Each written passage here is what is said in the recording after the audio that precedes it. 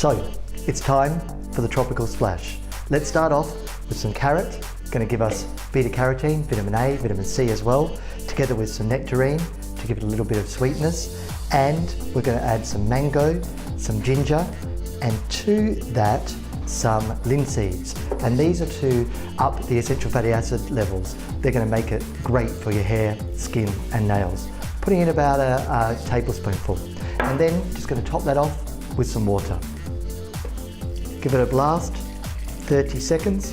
What you're going to have is a breakfast that is nourishing, filling and nutrient dense.